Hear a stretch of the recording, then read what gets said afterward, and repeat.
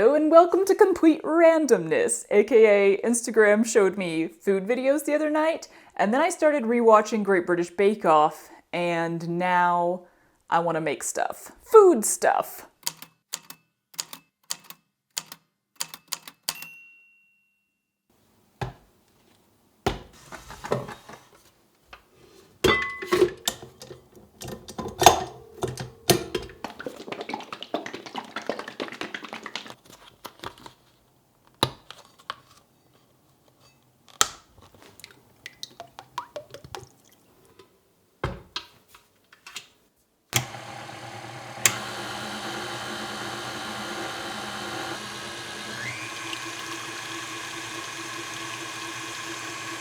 Now we've got exactly what everyone wants, a droning background noise. Perfect! We're making butter, in case that wasn't clear from the title, the thumbnail, or all of that. I'm fairly certain we made homemade butter at least once when I was a kid. Kind of as like, you know, a gimmick, let's try something sort of thing. We had a lot of the American Girl cookbooks, and making butter was in those. So I feel like we tried doing it like the legit old-fashioned way, kinda, like the mason jar method where you actually have to agitate it yourself, and it was very difficult. No thank you. Nowadays, I will use the mixer. But it's something I've been wanting to do for a while, just because it's like a fun little thing you can do. And you can make a bunch of flavors, which absolutely is gonna happen. I've got a bit of a headache today, because I know specifically why. I cried for like an hour straight last night while reading. I cry very easily at fiction, at books, TV shows, movies, etc. But usually when you're reading a book, the sad part is like one chapter. So, you know, you do a little bit of weeping and then you clean up and move on. This particular book was beautifully sad for like a solid chunk, so I just kept crying.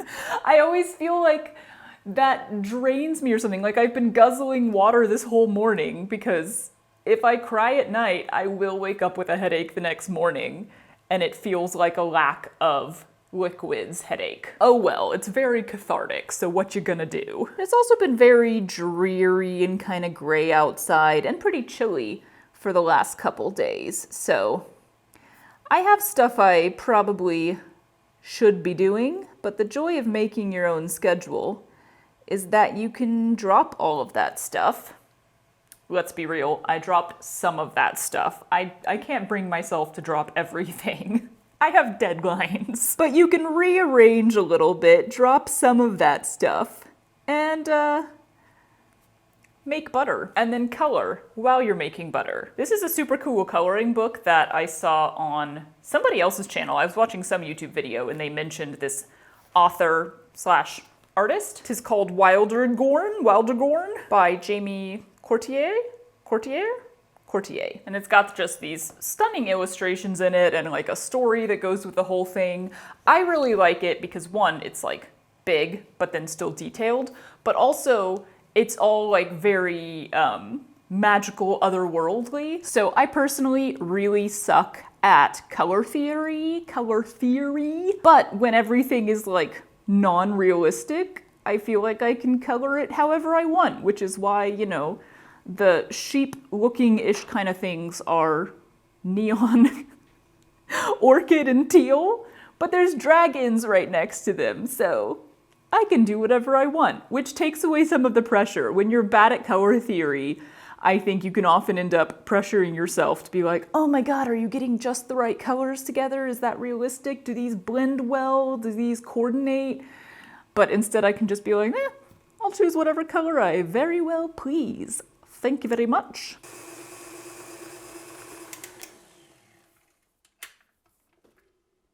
We've already passed the whipped cream stage.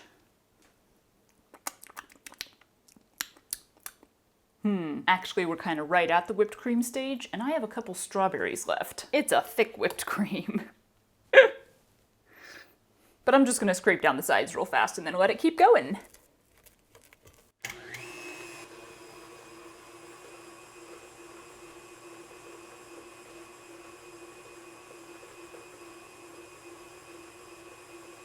Yummy.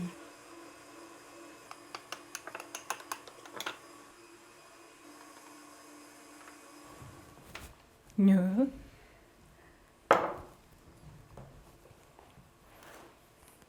Hello.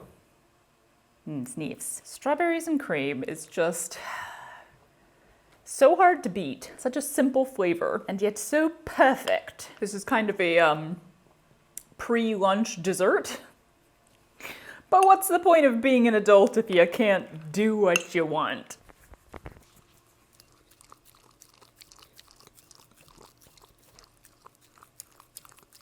Good lickings. No! Good boy.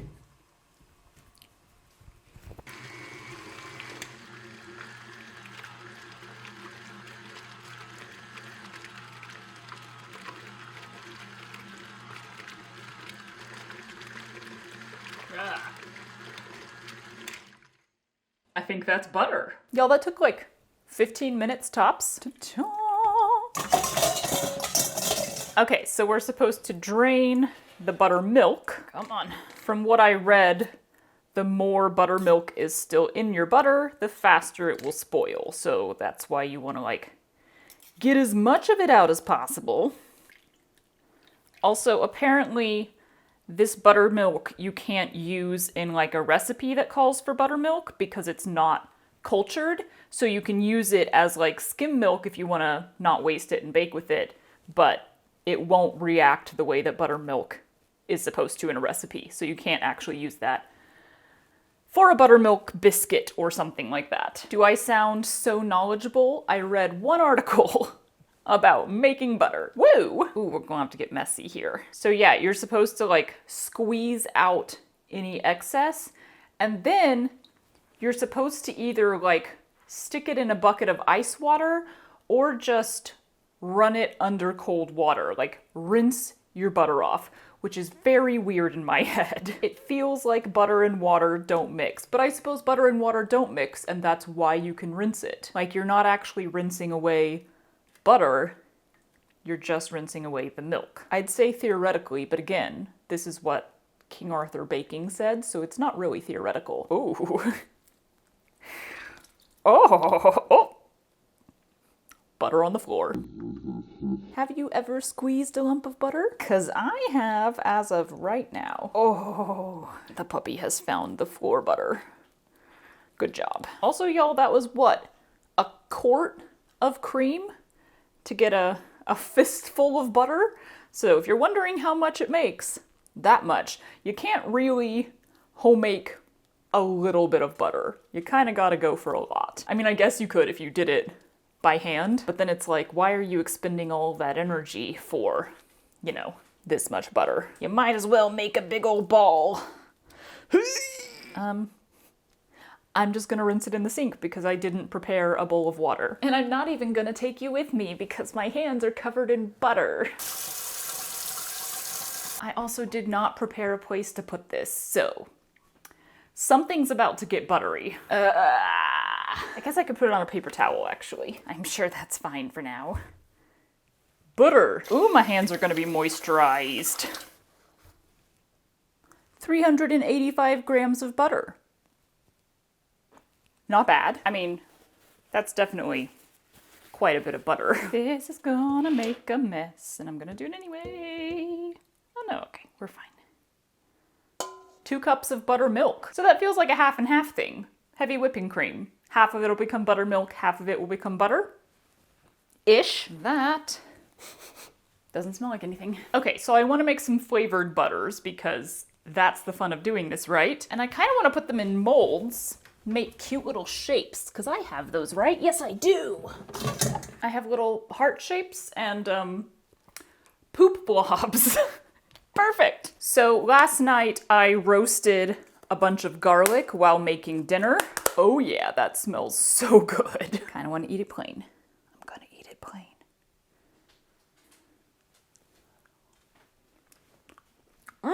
God, I love garlic. So one of these is definitely going to be a roasted garlic butter. I wanted to do rosemary with it, but unfortunately, My 2 roseberry plants both decided to kick the bucket last year, and they didn't have any at the store. So it'll just be roasted garlic, and I'll want to put salt in that as well.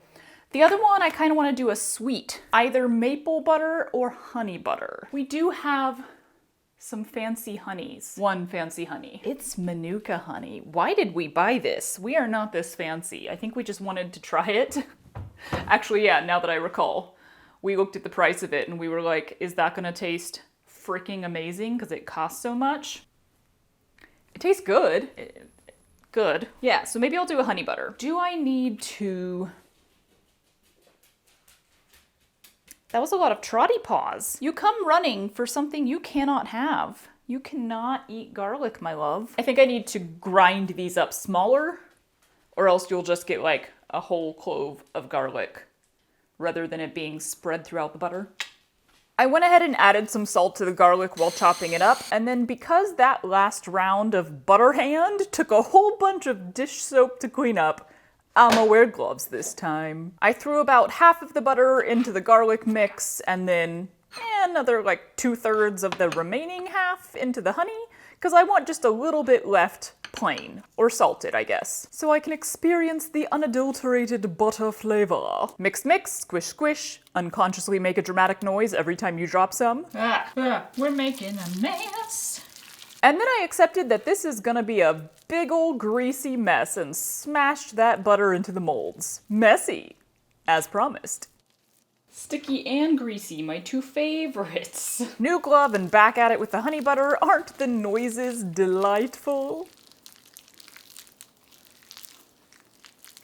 That gets squished into the little piles of poo, and then I put it all in the fridge to set. No. Butter going everywhere. The hearts came out a little lumpy just because it's a kind of lumpy butter to put in that small of a mold, but the honey poos are pretty well shaped. So we've got butter, now we need something to put it on. Enter the bread books. Since I've got both a savory and a sweet butter, I kind of want to make like, well, something fairly plain as far as flavors go. White pan bread. Yeah, maybe. Or just a milk bread, because then I could make sandwiches with it. Like focaccia, ciabatta. I tend to think of those as savory breads, even if they're not flavored. I don't think I've ever put sweet stuff on one of those breads. Gravlax. Wheat bread. Knackerboard. French bread. Almond bread. Ooh, what does this one got? Milk buns. Super quick and simple recipe. Seems promising. Yeah, I think I'm gonna do the milk buns. Good thing I did the dishes. Do I have bread flour? Look at that. A brand new bread flour. The dishwasher just started making noise. 525,600 minutes. 525,000. Was that actually right? I don't think that was right. 500 grams. It is crazy to me how long in life I spent sitting here measuring out cups of flour and leveling off the tops when you can just dump everything in a bowl on a scale. Seriously, if you have not started baking by weight, highly recommend. Oh, that's too much. Hello, yeast. Best if used by August 2022. So if this bread doesn't rise, we know why. It also said to have the milk at room temperature. Tis not. Do I ever follow a recipe like I'm actually supposed to? Not really. And then my stuff doesn't turn out perfectly, and I'm like, huh, I wonder why that was. I don't think this is 300 grams. Are you 300 grams?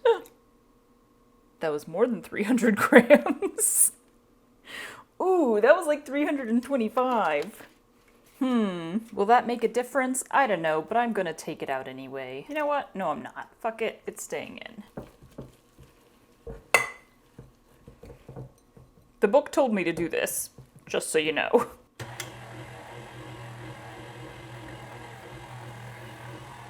Okay. One of the issues I have with making bread at home is the tile counters in our kitchen. Nice. The grout in between them was done poorly or is just really old or something. So it is full on porous and will like soak up anything that touches it. So that just seems really gross to knead bread on because I don't know what all is in that grout and will come out. And then also like it's gonna stick to that grout. So I'm gonna try kneading out here. This table feels wiggly, but it should be stable, theoretically. And it said not to add any flour, so. Why did that already sound so bad? Oh, okay, I've got a bunch of stuff on the table. Let's move it away from the edges. Yeah, I'm not gonna add any flour. We'll see how this goes. It did say it would be a very tight dough, and I'm glad it said that because it is. Which would worry me if they had not told me it was okay. But yeah, I would love to redo the kitchen countertops in there at some point, but it's one of those things that's like, do you invest the money into replacing the countertops when theoretically we'd kind of like to eventually redo the whole kitchen, but like can't afford that anytime soon, especially since I wouldn't really be willing to DIY most of that. It's a bit too structural and integral to the house. Painting, wallpapering, I'll do. I don't know, maybe I would eventually get comfortable enough with like DIY home renovations that I'd be willing to redo the kitchen myself. Anything is possible. This table is a nice height for kneading though. I'm able to put my shoulders into it, which is good because, you know, I got weak arms.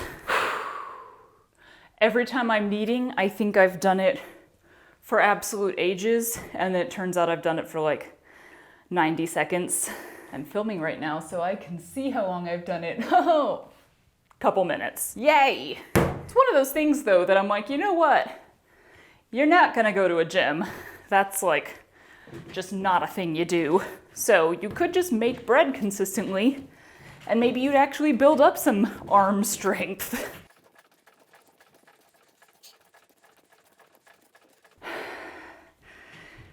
Hi.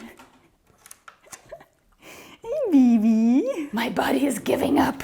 Every time I try to do a window pane test, it's always so far off that I'm just saddened by it.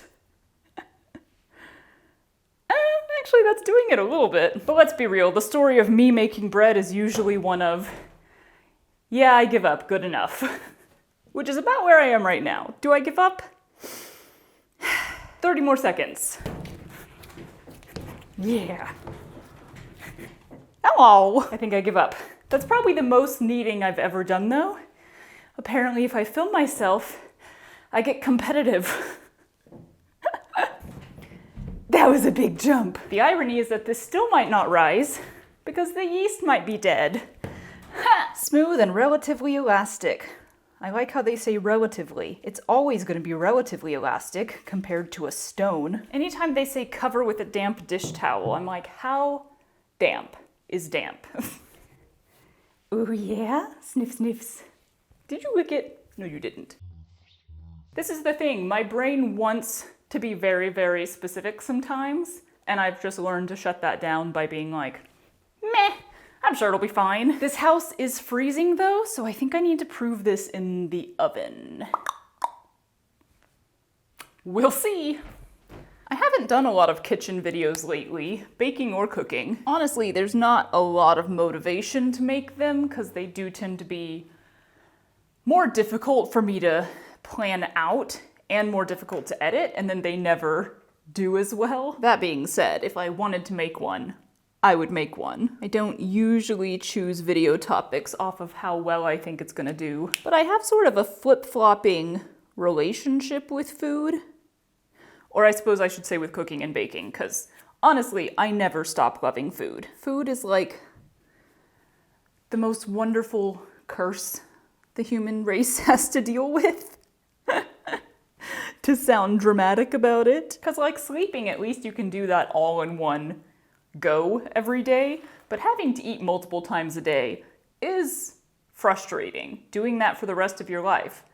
It gets repetitive. It gets boring sometimes. But then also, food itself is amazing and delightful and such a pleasure. So, you know, it's a gift and a curse. It's been kind of a long time since I would say I loved cooking. I kind of had more interest in cooking when I was young, like before leaving home, and then baking sort of took over from there. But culinary school, or patisserie school, was one of the many educations I considered. I think it's wise that I didn't pursue it in like a, this is gonna be your career way. Because yeah, like sometimes I just go through these swings, and I've been in one for a while now, where I still love food, but I just don't want to have to prepare it for myself. It's just like you burn out on cooking after a while, or you burn out on baking, and something has to like happen to trigger you back into loving it again. But also I sometimes wonder if baking is one of those things that I'm trying to convince myself I still love, even though I clearly don't, and like I'm just having trouble letting go of that. Because kind of the same thing happened with aerial arts. I got super into those once I tried them for the first time and was just not obsessed, but like it was a big part of my life. It was something I wanted to pursue and get better at. And then like different situations in life made it difficult to continue going to classes and to improve it all. And for a little bit, it was like, oh, that's sad, and I don't have access to that right now, but as soon as I can, I'm gonna get back into that. And then after a certain period of time, it's like, oh wait, I could have gone back to classes. I'm now in an easier place in life. I could have been taking classes for years now again, and I've just chosen not to. So maybe the reality is that I don't actually want to anymore, but all I'm remembering is when I used to love it. And so I keep saying like, well, I love that thing, so I should go back and keep doing that thing, when maybe I don't love that thing anymore, and that's why I haven't gone back to doing it again. Yeah? Welcome to my random musings. I told you this would be a random video. But yeah, there was a period of my life, which did start before the pandemic, like at least a year or 18 months before the pandemic hit. But it was definitely fed by the pandemic, by being home and unemployed. Like that was a big time for me when it came to baking. Like I really dove into baking and was doing a lot of it and trying a lot of different things and really like researching and exploring and all that stuff. At one point, I did actually interview for the Great American Bake Off, like Great British Bake Off, but the American version, which is super hard to watch because I can never figure out where to find it. I only did the phone interview. There were multiple times during it that I was like, I feel like what I just said was a red flag for the interviewer, and I never heard afterward. I didn't get like to the next stage, so I think my red flags were indeed red flags. But yeah, like that's how into baking I was, that I was interested in pursuing it in that way. And I think my brain wants to believe that I'm just in like a little slump. And I still love baking and I still want to explore all that stuff, and I'm just in like a little bit of a slump, and I'll get back into it soon. But that slump has actually lasted a pretty long time now. So honestly, it might take off a little bit of pressure if I just admit to myself that maybe I don't love baking as much as I thought I did, or as much as I used to, and that's okay. I still like baking, and I'm still gonna do it now and then, but like, I don't have to love baking. I don't know, I think that's the thing, is somewhere in my brain, I'm like, you have to like the things that you liked before because you liked them so much, so you should still like them. And it's like, no, I can change. I can change my mind. It doesn't change the fact that I did like it, but we change as human beings, and we develop and we grow new interests and we lose old interests, and you know, that's okay. I suppose all of that was to say that if you're wondering why I haven't made a cooking or baking kitchen video in a while,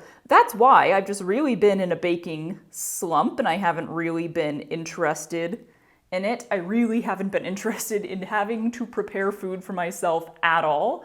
And I'm trying to stay like good with meals, like eating actual meals and not just snacking. So kind of all of my energy and focus in that realm is going into making myself eat decent meals, and there's not really anything left over to funnel into creative, unnecessary extra baking. But every once in a while, I'll still get hit by the baking bug. So every once in a while, you may get hit with a random food-related video. And in the meantime, I will just keep scraping by when it comes to preparing meals for myself and relishing restaurants where someone else will prepare amazing food for me. Let's check on the bread. It didn't rise. That's the same size as it was before.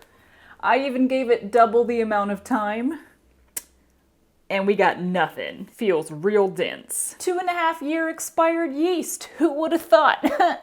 It might be dead. I'm gonna throw this in the fridge overnight, because you can do that anyway, and then I might try baking it tomorrow morning and just see what happens there. But let's make pancakes for dinner. I can use the buttermilk, and we can put that honey butter on top. And then I gotta go buy more yeast.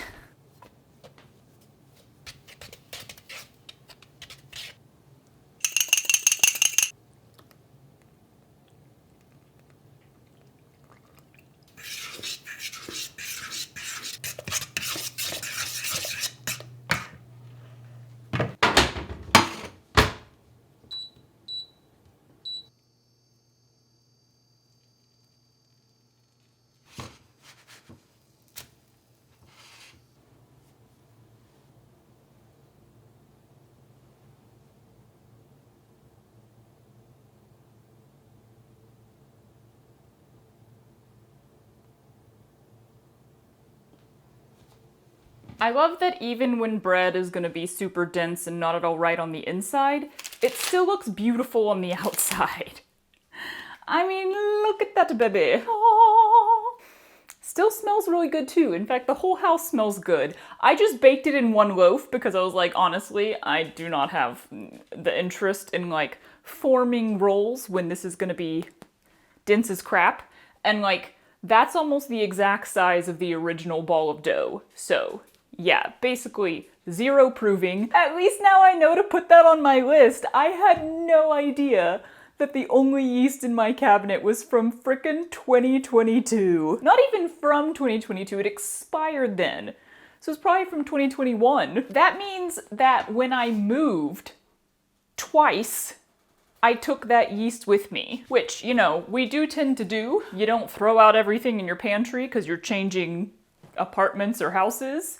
Why am I just carrying this around?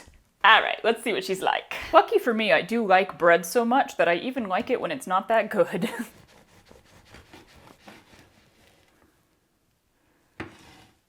Ooh, that is what Paul Hollywood would call a tight crumb. Yeah, that's not really what bread is supposed to look like. Let's try some butter though. Ooh, it is so garlicky. You can smell that.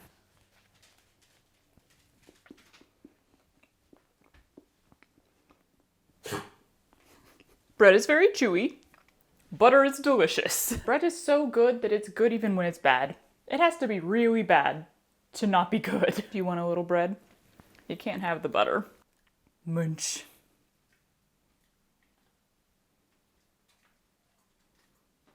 Yummy. All right, well, thanks for joining me for randomness. Try making homemade butter. Super fast, super easy, loads of fun, tastes delicious. And this is your reminder. Go check the yeast in your kitchen. Is it expired? Might be. Okay, bye. I'm stuck in my own pants. Oh my god, can you just tear? Ow! Oh god. That just popped a nerve. Why is your fur in my butter container? Why do we have strawberry jello? Good lord.